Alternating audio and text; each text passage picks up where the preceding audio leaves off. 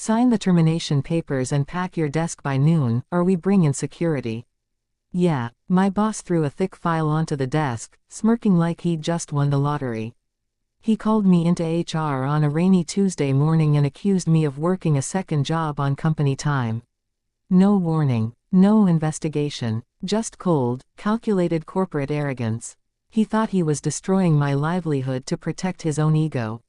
What he didn't realize was that my side business was the exact firm that had just acquired a controlling stake in his company.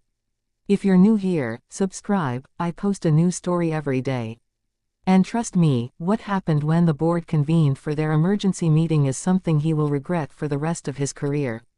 Okay, so let me give you some background on my former manager, Arthur. Arthur was the kind of director who managed by fear and micromanagement. He loved taking credit for my department's numbers while making sure everyone knew he held total power. For 3 years, I worked as a senior operations specialist at Apex Logistics. I put in 60-hour weeks, fixed broken workflows, and kept client retention at an all-time high. Behind the scenes, I was also building something of my own. 5 years ago, I co-founded a niche software development firm called Vantage Solutions with 2 software engineers. I put in my nights, weekends, and personal savings. I made sure there was zero overlap with my day job, different industry, different client base, completely separate hardware. I worked my tail off at Apex during the day, and answered Vantage emails after 6 p.m. By last year, Vantage was pulling in major venture revenue and looking to expand into logistics technology. Meanwhile, Apex Logistics was bleeding cash due to terrible leadership from upper management. The board of Apex was quietly shopping around for a buyout or a major investor to rescue them from bankruptcy. My company, Vantage Solutions, put together a bid to purchase a 51% controlling interest in Apex. Because of strict non-disclosure agreements, only the high-level board members at Apex knew the acquisition was happening. Department managers like Arthur had no clue who the incoming parent company was. Arthur just knew that rumors of a corporate restructuring were in the air, and he was terrified of losing his cushy executive position. So, Arthur decided he needed a scapegoat to prove to the board that he was cleaning up inefficiency. And he picked me. On that Tuesday morning, he dragged me into HR with a smirk on his face. He pushed a paper across the table showing a registry document for Vantage Solutions with my name listed as a managing principal. He claimed I was stealing company hours and using Apex resources for personal gain. I looked him dead in the eye and asked, "Did you check the logs? Have my metrics dropped even 1%? He just snickered and said, "It doesn't matter. You're fired for gross misconduct." I'll be honest, I didn't expect what came next, but I realized arguing with a brick wall was useless. I didn't yell. I didn't cry. I just signed the exit papers, packed my laptop, and walked out the door. Did Arthur really think kicking out his top analyst without double-checking the facts wouldn't backfire? So, I spent Wednesday and Thursday at home, resting up and preparing for the official transition meeting on Friday morning. You see, Friday was the day Vantage Solutions was scheduled to formally introduce its executive board to the management team at Apex. Arthur spent those 3 days bragging to the entire floor about how he purged dead weight from the company. He even took over my ongoing project reports, claiming my work as his own to present at the Friday board meeting. Now here's where I'd have lost it. He actually emailed my old team saying my departure was an example of what happens when employees aren't loyal. Would you have called him out right then on email, or would you have waited for the board meeting? Let me know below. Friday morning comes around. The Apex boardroom is filled with senior directors, regional vice presidents, and Arthur, all dressed in their best suits. Arthur is standing at the front of the room with a glowing presentation slide, ready to show the board how valuable he is. The door opens, and the representatives from Vantage Solutions walk in. My 2 co-founders walk in first, wearing sharp tailored suits. And right behind them is me, wearing a custom suit, carrying the official ownership dossier. Arthur's face went from smug confidence to total, absolute terror in less than 2 seconds. His jaw literally dropped. He tried to step forward and stammer, "Wait, what is he doing here?" He was terminated on Tuesday for corporate fraud. The chairman of the Apex board slammed his pen down on the table. "Arthur, sit down and shut your mouth," the chairman said. Then my co-founder stepped up to the microphone and introduced me to the room. For those who don't know, this is our managing director and majority shareholder. He led the acquisition of Apex Logistics. You could hear a pin drop in that room. Wait, read that part again. The man Arthur had fired 3 days prior for having a side job was now the primary owner of the company that pays his salary. Arthur was shaking so badly he couldn't even hold his laser pointer. My co-founder looked over at Arthur and said, "We reviewed the termination report you filed on Tuesday. It seems you fired our lead operations director for alleged conflict of interest, right before stealing his quarterly report to present as your own." Arthur tried to fumble for excuses, claiming it was all a big misunderstanding and that he was just protecting company policy. I walked up to the head of the table, looked Arthur right in the eye, and pulled out a fresh set of termination papers. I handed them to him right in front of the entire board and every vice president in the department. I said, "Your services are no longer required at Apex. Pack your desk by noon." When a manager lets ego and arrogance blind them to reality, is there any sweeter justice than letting them sign their own defeat? Arthur tried to beg the board members to intervene, but nobody said a word. They knew he was dead weight, and nobody was going to risk their job to defend a bully who just humiliated himself in front of the new owners. Security escorted Arthur out of the building 30 minutes later, holding his belongings in a cardboard box while the entire office watched. By Friday afternoon, I reinstated my old team members with raises and took over restructuring the department myself. Looking back on all of this, it taught me a huge lesson about corporate arrogance. Some people get a tiny bit of authority and use it to crush others just to make themselves feel important. In the end, real work and silent preparation will always speak louder than loud office politics. Arthur thought he was firing a subordinate. Instead, he was handing the keys over to his new boss. What do you think? Did Arthur get what he deserved, or should I have handled his dismissal in private? Drop your verdict in the comments below. I read through as many as I can. If you enjoyed this story, hit that like button, and don't forget to subscribe. I post brand new, Unspoken confessions every single day. Thanks for listening, and I'll see you in the next one.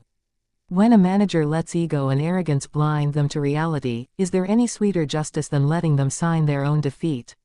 Arthur stood there in the center of the executive suite, frozen like a statue. I don't think his brain could fully process what was happening. He kept looking between me, my co-founders, and the chairman of the board, waiting for someone to yell, "Gotcha," or tell him it was all a giant prank. Nobody laughed. Nobody smiled. The silence in that room was so heavy you could hear the hum of the air conditioner overhead. My co-founder, Marcus, leaned forward, rested his hands on the marble conference table, and looked Arthur dead in the eye. "Arthur, let me make something very clear to you," Marcus said, his voice entirely calm. When Vantage Solutions was evaluating Apex for acquisition, we audited every single department. We looked at performance metrics, project output, and operational efficiency over the last 3 years. Marcus paused and pulled a blue folder out of his briefcase. "Do you know whose name was on 90% of the successful software migrations, client retention frameworks, and logistics overhauls?" Arthur swallowed hard, but couldn't speak. "The person you called into HR on Tuesday and fired for gross misconduct," Marcus continued. "You didn't just fire an employee, Arthur. You fired the literal engine of this department. And then, to make matters worse, you took his exact quarterly analysis, put your own name on the cover page, and tried to present it to us today as your own work." At that point, Arthur's face went from pale to bright red. He looked at the chairman of the Apex board and stammered, "Mr. Vance, please. I was just enforcing company protocol regarding secondary employment. I had no idea." "That's the problem, Arthur," Mr. Vance interrupted, leaning back in his leather chair with a disgusted look on his face. "You didn't know because you never cared to look into anything beyond your own ego. You wanted a scapegoat to make yourself look tough before the buyout, and you ended up stepping right into a bear trap. I stepped forward and placed the official termination document directly on top of the stolen presentation slides Arthur had set up on the podium. You have 30 minutes to clear out your office, I told him quietly. Security will meet you at your door to ensure company assets stay on company property. Arthur didn't even try to grab his papers. He just turned around, walked out of the boardroom with his head down, and disappeared down the hall. Now, if you think the drama ended in that boardroom, you don't know corporate gossip. By the time I walked down to the main office floor 20 minutes later, word had already spread like wildfire. You see, when Arthur fired me on Tuesday, he made sure everybody heard about it. He had sent a broad email blast to the whole department talking about integrity and accountability, basically trying to turn me into a public warning for anyone who didn't fall in line. So when security showed up at Arthur's corner office with 2 large cardboard boxes, every single head on the floor turned. Employees were leaning over their cubicle walls. People stopped typing. Nobody said a word as Arthur frantically threw his desk-framed photos, his coffee mug, and his Manager of the Year plaque into those boxes. As security escorted him toward the glass elevators, he had to walk past the exact desk where I used to sit. He didn't look up once. He just kept his eyes glued to the carpet until the elevator doors closed behind him. I waited until the floor went quiet, then called a quick team huddle in the main lobby. I'll be honest, my old teammates looked terrified. They didn't know if the company was getting gutted, or if their jobs were on the line under new management. I looked around at the people I'd spent 60 hours a week in the trenches with for 3 years. I know the last 3 days have been confusing. I told them. And I know Arthur made a lot of threats before he left. But effective today, Vantage Solutions is officially managing operations here. I paused and smiled. First order of business, everyone on the core operations team is getting an immediate 15% salary bump to reflect the work you've actually been doing. Second, we are throwing out Arthur's micromanagement policies starting right now. The energy in that room shifted instantly. People were sighing in relief, laughing, and shaking my hand. Over the next few weeks, we completely overhauled the office structure. We cut out the useless 3-hour status meetings Arthur used to hold just to hear himself talk. We promoted 2 senior analysts who had been stuck in junior roles for years because Arthur kept stealing their work to boost his own bonuses. Within 90 days, team productivity went up 35%, and turnover dropped to 0. As for Arthur, well, corporate circles are much smaller than people think. When you get fired from an executive role for trying to present your owner's work as your own, news travels fast. Last I heard through mutual industry contacts, he had to take a massive pay cut for a mid-level consulting gig 2 states over. His days of playing corporate dictator were officially over. Looking back on this entire experience, it really makes you think about how authority works in the corporate world. Some people spend their entire lives chasing a title or a corner office just so they can hold power over other human beings. They use intimidation, stolen credit, and petty rules to mask their own insecurities. But true leadership isn't about standing over people, it's about building something of real value with your own hands. Arthur thought he was destroying my career on Tuesday morning to save his own position. In reality, his arrogance just pulled back the curtain and showed everyone exactly who he was. He tried to crush a line employee, only to realize he was handing over the keys to the entire building. So, what do you think about how this played out? Did Arthur get the ultimate corporate payback, or should I have given him a second chance under probation? Would you have handled that boardroom meeting the same way, or called him out even harder in front of his peers? Drop your verdict in the comments below. I read through as many of them as I can. If you enjoyed this story, smash that like button, and don't forget to hit subscribe.